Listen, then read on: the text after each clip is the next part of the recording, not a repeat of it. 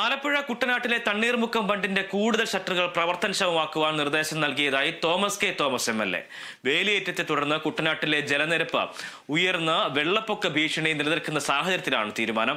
8 ഷട്ടറുകളായിരുന്നു വേലിയേറ്റ സമയങ്ങളിൽ തുറക്കുകയും ഇറക്ക സമയത്ത് അടയ്ക്കുകയും ചെയ്തിരുന്നത്. 10 ഷട്ടറുകൾ കൂടി പ്രവർത്തനക്ഷമമാക്കാനാണ് നിർദ്ദേശം നൽകിയിരിക്കുന്നത്. കടൽ വെള്ളം എടുക്കുന്നില്ല. വേലിയേറ്റം വരുമ്പോഴത്തേക്ക് എല്ലാ പാടശേഖരങ്ങളിലേക്കും വെള്ളം കയറാനുള്ള സാധ്യതയുണ്ട്. അത് വളരെ പരിതാപകരമായ കാര്യമാണ്. അതിനേക്കാളുപരിയായിട്ട് എനിക്ക് പറയാനായിട്ടുള്ളത്, ഈ 90 ഷട്ടറുകളിൽ എല്ലാ ഷട്ടറും തുറന്നു തന്നെയായിരിക്കുന്നത്. വേലിയേറ്റം വരുമ്പം 28, 10, 38 ഷട്ടർ അടയ്ക്കാനുള്ള സംവിധാനം ഞങ്ങൾ ഏർപ്പെടുത്തിയിട്ടുണ്ട്.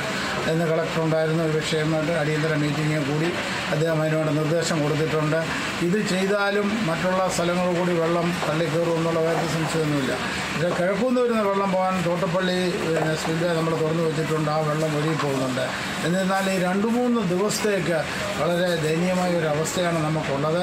നമ്മൾ എന്തൊക്കെ ചെയ്താലും കടൽ വെള്ളം എടുക്കുന്നില്ല എങ്കിൽ വേലിയേറ്റത്തിൽ വളരെ നല്ല രീതിയിലുള്ള വെള്ളപ്പൊക്കം ഈ പ്രദേശത്തുണ്ടാകാൻ സാധ്യതയുണ്ട്. അതിനെ നിയന്ത്രിക്കാനായിട്ടുള്ള സംവിധാനം ഏർപ്പെടുത്തിയിട്ടുണ്ട്. എല്ലാ ഷട്ടറുകളും തുറന്നു വെച്ചിരിക്കുകയാണ്.